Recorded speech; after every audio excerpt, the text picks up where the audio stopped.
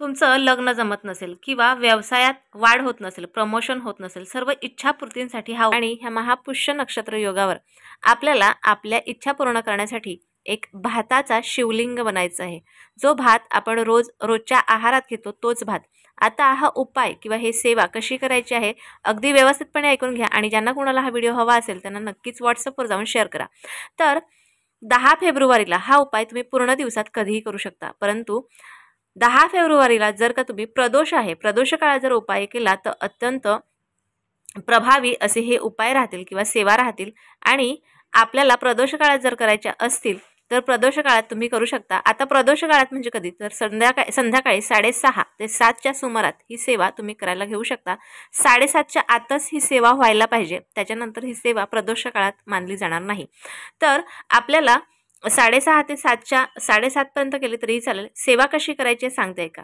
सर्वात सुरुवातीला आपल्याला एक मुठभर तरी तांदूळ घ्यायचे आहेत, जे अख्खे असतील ह्याची काळजी घ्या, कुठेही तुटलेले नसतील। आणि हे तांदूळ आपल्याला स्वच्छ धुवून असे शिजवून घ्यायचे आहेत, जसं आपण भात शिजवतो त्याचप्रमाणे शिजवायचे आहेत।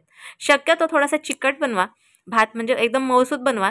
एकदम अर्धा कच्चा आणि अर्धा शिजवलेला असा भात बनवू नका, कारण ह्या भाताचा आपल्याला शिवलिंग तयार करायचा आहे। जर का तुम्ही ह्याच्या आधी सुद्धा शिवलिंग बनवलेलं असेल तर तुम्हाला ह्याची माहिती असेल की भात कसा बनवायचा, तर भात मऊसूत बनवा।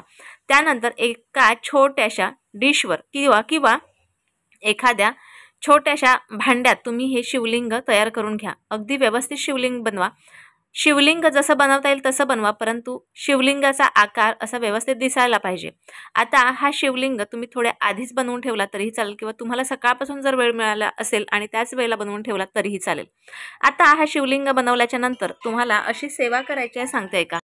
पूजा करत असताना आपल्याला सूर्यास्ताच्या वेळेला जर पूजा करत असाल तर पश्चिमेला तोंड करायचा, एक बसायला आसन घ्यायचा आणि हा शिवलिंग तयार केलेला आहे शिवलिंग एखाद्या डिशमध्ये आपल्याला घ्यायचा आहे। सोबतच कच्चं दूध किंवा मध किंवा पाणी घेतलं तरीही चालेल। अभिषेक करायचा आहे त्यासाठी ह्याच्यातली कुठलीही वस्तू तुम्ही घेऊ शकता। आता आपल्याला एक ह्या शिवलिंगाच्या समोर दिवा लावून घ्यायचा आहे, जो तुपाचा असेल। ह्याच्यात 2 आपल्याला अख्ख्या काळी मिरी सुद्धा लागणार आहेत। आता आपल्याला शिवलिंग आपल्या समोर ठेवायचं आहे, आसनावर बसायचं आहे।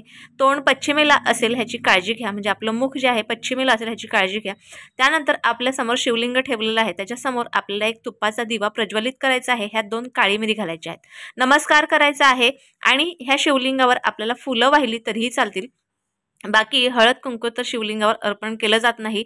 तर हे सर्व करायचं आहे आणि त्यानंतर आपल्याला दूध, मध किंवा पाणी ह्या तिघांपैकी कुठलीही वस्तू घेऊन आपल्याला एक अगदी हलका असा अभिषेक करायचा आहे। अभिषेक करत असताना सर्वात पहिला मंत्र ओम नमः शिवाय या मंत्राचा तुम्हाला जप करायचा आहे। त्यानंतर हा जप झाल्याच्या नंतर ओम नमो भगवते वासुदेवाय या मंत्राचा जप करायचा आहे। आणि त्यानंतर हा जो शिवलिंग आहे हा शिवलिंग आपल्याला दुसऱ्या दिवशी किंवा त्याच दिवशी ह्या शिवलिंगाचा एक गोळा तयार करून घ्यायचा आहे। थोडी साखर आणि थोडं दूध घाला, शिवलिंगाचा गोळा तयार करून घ्या आणि एखाद्या झाडाखाली पिंपळाच्या किंवा जिथे वाहतं पाणी असेल त्या वाहत्या पाण्यात किंवा झाडाखाली हे अर्पण करा। माशा जर हे तुम्ही पाण्यात सोडलं ते मासे खाऊन जातील आणि झाडाखाली सोडलं तर ते मुंग्या किंवा किडे मुंग्या खाऊन जातील।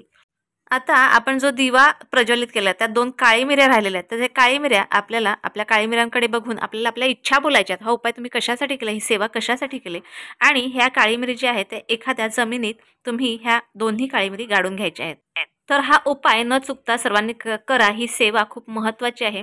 शिवलिंग नक्कीच बनवून ही सेवा करा। तर आजचा छोटासा व्हिडिओ तुमच्या इच्छा पूर्ण करणार आहे। तुम्हाला कसा वाटला मला नक्कीच कळवा। व्हिडिओ आवडल्यास लाईक शेअर सबस्क्राईब मात्र जरूर करा।